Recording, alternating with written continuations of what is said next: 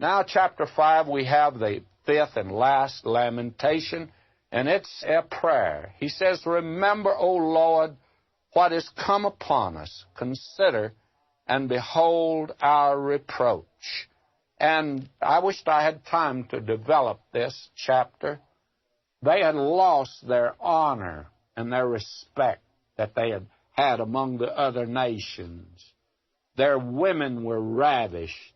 Their princes were hanged. They had lost everything. Their young men that survived were put into slavery to work for Nebuchadnezzar. And the joy of their heart had ceased. All of this that you find here. And yet he cries out to God. Verse 19, "Thou, O Lord, remainest forever, thy throne from generation to generation. And turn thou us unto thee, O Lord, and we shall be turned. Renew our days as of old." And this nation could learn a lesson to that. Before it's too late, we better turn to the Lord. It was many years ago that Daniel Webster made this statement in a speech he gave, and it sounds like a prophecy. Listen to it. "If religious books are not circulated among the masses, and the people do not turn to God, I do not know what is to become of us as a nation.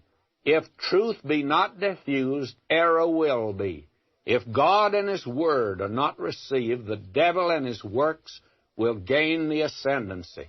If the evangelical volume does not reach every hamlet, the pages of a corrupt and licentious literature will.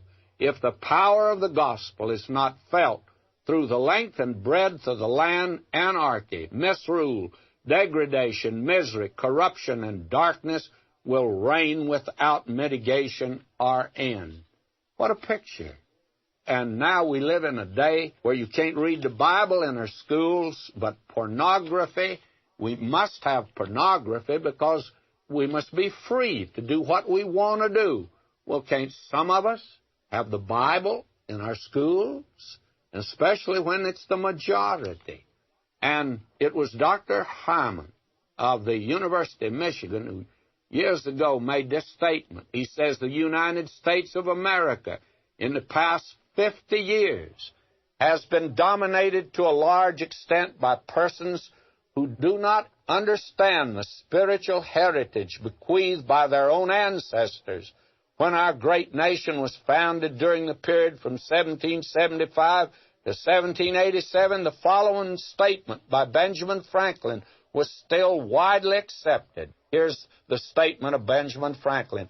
"The longer I live, the more convincing proofs I see of the truth that God governs in the affairs of man." And then he concluded by saying, that is, Dr. Hyman did, "Unless a marked change takes place in the United States of America, it's doomed just as sure as was ancient Babylon."